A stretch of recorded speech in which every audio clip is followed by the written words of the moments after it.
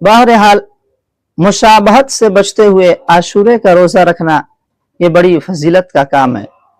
आशूरे का रोजा रखने का हुक्म तो बरहक है, लेकिन इस रोजे के अलावा मुसलमानों ने जो अमाल इख्तियार कर रखे हैं, कुरान और हदीस में इसकी कोई बुनियाद और कोई असल नहीं है।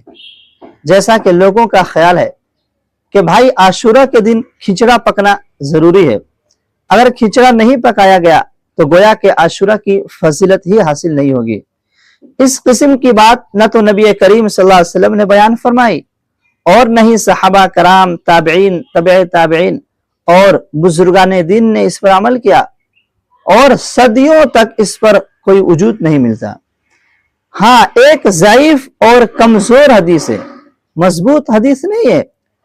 उस हदीस में हजरत नबी करीम सल्लल्लाहु अलैहि वसल्लम का ये इरशाद मनकूल है कि अल्लाह के नबी सल्लल्लाहु अलैहि वसल्लम ने फरमाया कि जो शख्स आशूरा के दिन अपने घर वालों पर और जो उसके अयाल में है, यानी बीवी, बच्चे और उसके घर के मुलाजिम वगैरह, आम दिनों के मुकाबले में उम्दा खाना और अच्छा खाना खिलाए, यानी खाने में उसात करे, तो अल्लाह के नबी सल्लल्लाहु अलैहि वसल्लम ने फरमाया कि अल्लाह ताला उसके रिस्क में बरकत अता फरमाएंगे। ये एक हदीस है, अगरचे मजबूत हदीस नहीं है, लेकिन जो इस पर अमल करे तो इस अमल पर जो फजीलत बयान की गई है इंशाअल्लाह जरूर हासिल होगी। तो इसकी कोशिश करनी चाहिए। लेकिन इसके अलावा मुसलमानों ने जो अमाल इख्तियार कर रखे हैं वह बेबुनियाद और बेअसल है।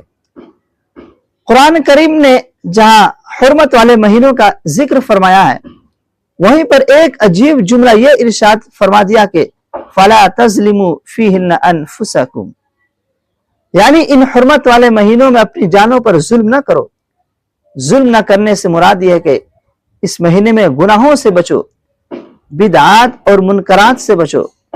चूंकि अल्लाह ताला तो आलिमुल गैब है, जानते थे कि लोग इस महीनों में अपनी जानों पर जुल्म करेंगे और इबादत के तरीके गढ़कर उन पर अमल करना शुरू कर देंगे। इसलिए फरमाया कि इस महीने में अपनी जानों पर जुल्म ना करो। शिया हजरात इस महीने में जो कुछ करते हैं वो अपने मसलक के मुताबिक करते हैं, लेकिन बहुत से अहले सुन्नत हजरात भी ऐसी मजलिसों में, महफिलों में और ताज़ियों में शरीक हो जाते हैं जो बिदआत और मुनकरात की तारीफ में आ जाते हैं। कुरान करीम ने तो साफ हुक्म दे दिया कि इस महीने में अपनी जानों पर जुल्म न करो, बल्कि इन औकात को अल्लाह की इबादत में, उसके जिक्र